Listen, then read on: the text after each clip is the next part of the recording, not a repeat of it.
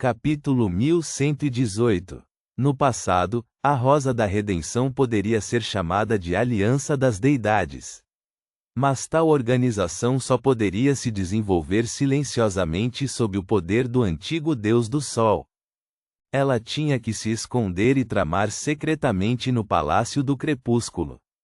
Quão poderoso era o antigo Deus do Sol no passado! Klein não pôde evitar soltar um suspiro ao se sentir profundamente comovente. Ele examinou seu próprio clube de tarô e percebeu que, comparado à Rosa da Redenção, era como uma brincadeira de criança. Mesmo contando os membros auxiliares, Will Alception, Palais Zoroast, Azik Eggers e Reinette Tainiker, não havia como comparar com a Rosa da Redenção em seu auge. Não, mesmo se eu comparar com a versão atual diluída do Rosa da Redenção, ainda há uma enorme lacuna entre ele e o Clube do Tarô. Afinal, seu líder e convocador é apenas um santo da sequência 4. Klein deu uma risada autodepreciativa ao voltar sua atenção para as 11 figuras. Com base em suas imagens, títulos e nomes verdadeiros, posso confirmar que o Anjo do Vento, o Anjo da Sabedoria e o Anjo Branco são o atual Senhor das Tempestades, o Deus do Conhecimento e da Sabedoria, e o Eterno Sol Ardente. Eles realmente traíram o antigo Deus do Sol, o Criador da Cidade de Prata, e até se alimentaram dele. O Deus do Combate e a Mãe Terra são de fato sobreviventes da corte do Rei Gigante. Um deles é o filho mais velho do Rei Gigante e o outro é sua rainha. Eles são mãe e filho, então, o fato de Feina Potter não ter declarado guerra diretamente ao Senhor das Tempestades para ajudar Fezak torna as coisas um pouco estranhas. Requer alguma reflexão. Além disso, a deusa era de fato subsidiária do lobo demoníaco da aniquilação, a deusa do infortúnio, Amanísis. Depois que aquele deus antigo morreu, ela não apenas conquistou a autoridade da meia-noite e ascendeu com sucesso ao trono da sequência 0, ela também destruiu sozinha todos os descendentes de Flégria, selou o anjo da família Antigonos dentro da nação da noite eterna, e usou o corpo da Mãe do Céu como seu recipiente para uma descida. Isso é implacável.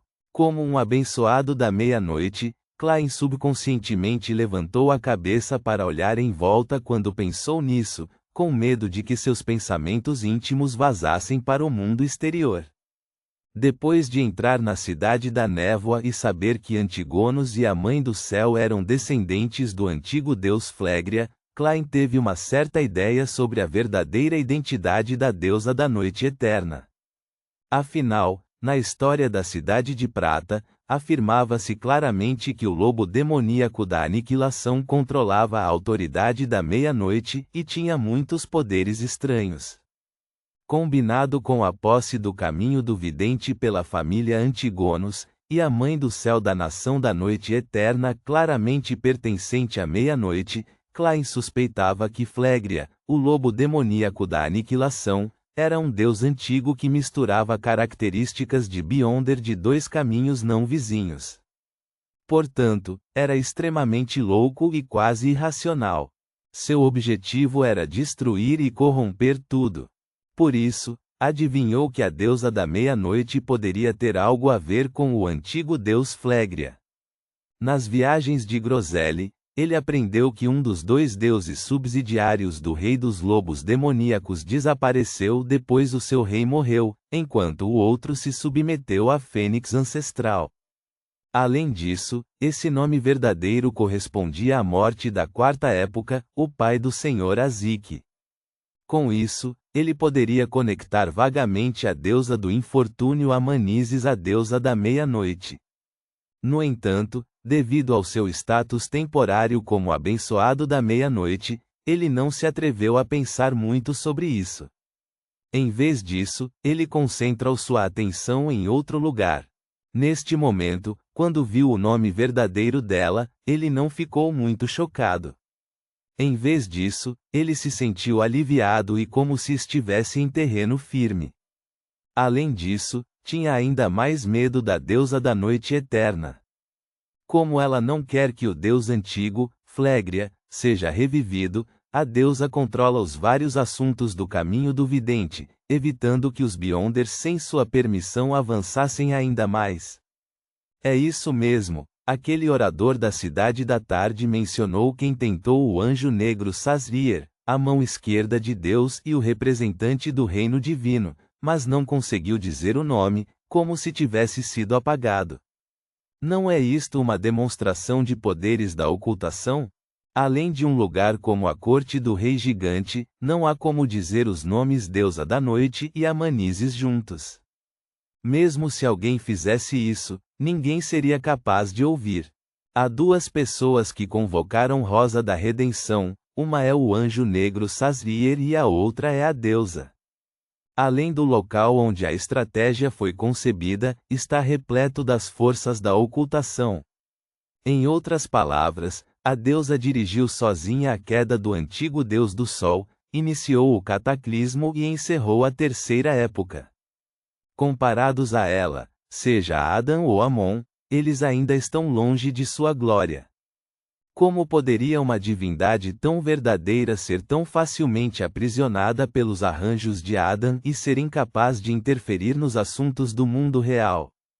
Embora não seja uma conspiração onde algo que a deusa mais anseia é usado, fazendo ela cair voluntariamente em uma armadilha, como pode a deusa, que exerce os poderes da ocultação e planejou a morte do criador da Cidade de Prata, estar despreparada? Além disso, o que significa? Isso também está de acordo com os seus pensamentos. A quem se refere? Depois de entender tanta história oculta, será que vou digerir a poção sábio do passado imediatamente depois de bebê-la? Com isso em mente, Klein levantou a mão direita e esfregou as têmporas, forçando-se a concentrar seus pensamentos em outro lugar. Quando aquele orador fantasma mencionou o quarto rei dos anjos, autodestruiu-se. Foi porque os três restantes se tornaram verdadeiros deuses? No entanto, os residentes da Cidade de Prata ocasionalmente usavam os nomes Bed-Raio e Erabergen, então por que não havia uma anomalia? Qual é a diferença? O mais forte entre os reis dos anjos, a mão esquerda de Deus, Sazriel, porque ele desapareceu nos rios da história. Talvez ele seja um dos deuses malignos atuais, o verdadeiro criador, o lado negro do universo ou a árvore mãe do desejo. Existem resquícios da divindade da degeneração fora do salão. Isso foi deixado para trás por ele? Sim, o nascimento do verdadeiro Criador está relacionado com a Rosa da Redenção. Como reagirá quando ele vir os murais neste salão? Com um pensamento, Klein lançou seu olhar para a pastora anciã Lovia. A mulher parecia um pouco perdida. Ela não parecia entender os títulos e nomes, mas reconheceu uma parte deles. Por exemplo, Anjo do Destino Ouroboros.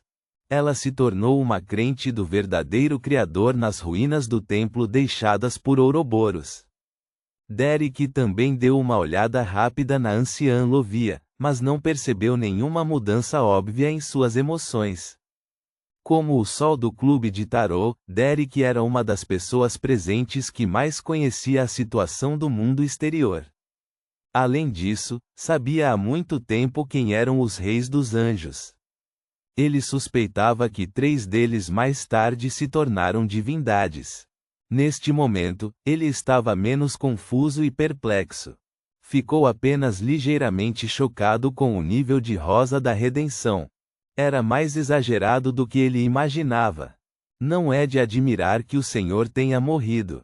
Derek foi esclarecido pela primeira vez antes de sentir seu coração ficar pesado.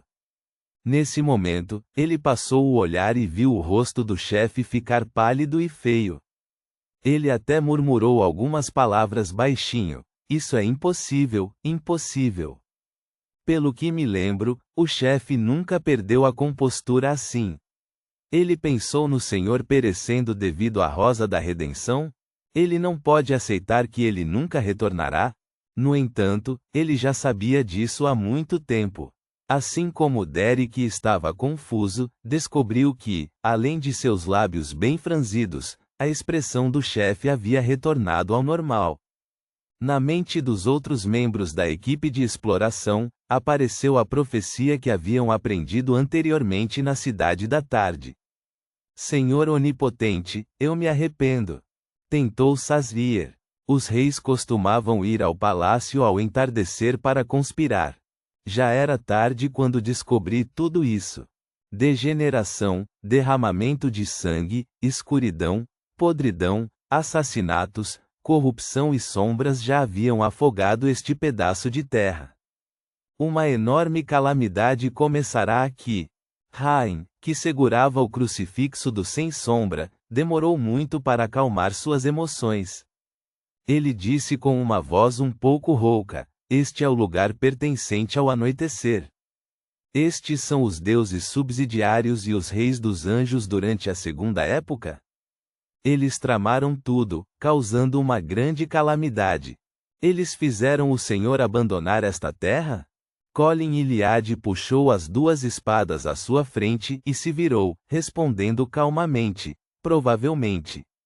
Se pudermos descobrir o que exatamente aconteceu naquela época, teremos uma chance de agradar ao Senhor e deixar ele olhar para esta terra novamente. Ao ouvir a resposta do chefe, Antíona perguntou ansiosamente. Naquele momento, Derek pareceu ver um traço de pena e tristeza nos olhos do chefe. Ele o ouviu reconhecer e dizer: talvez. Então vamos continuar explorando. Os outros membros da equipe imploraram com olhos ardentes. Este era o mais próximo que a Cidade de Prata chegou de ter um vislumbre de esperança nos últimos 2 a 3 mil anos. Nenhum deles queria deixar isso passar, mesmo que tivessem que sacrificar suas vidas por isso. Colin Iliad examinou lentamente a área e disse: não se esqueçam dos princípios a serem seguidos durante as explorações. Não ajam precipitadamente em nenhum momento. Tendo confirmado que este lugar está relacionado com a redenção, podemos sempre vir uma segunda vez, uma terceira vez, ou até mais. Não há necessidade de ser tão impaciente. Ao ouvir suas palavras, os outros membros da equipe de exploração se acalmaram. Eles responderam um após o outro: sim, Excelência. Sob os arranjos do caçador de demônios Colin, os membros restantes se dividiram em pequenos grupos e vasculharam cuidadosamente o salão. Eles não descobriram mais nada que fosse valioso além dos murais. Claro, não era que tal coisa não existisse. Afinal, este era um reino divino de um deus antigo. O que parecia ser uma mesa comprida comum, cadeiras, pilares de pedra e tochas poderia ter efeitos especiais quando levado para fora. Além disso, esses efeitos podem durar um longo período de tempo. Infelizmente, não era conveniente para a equipe de expedição da Cidade de Prata trazê-los, pois não tinham valor prático.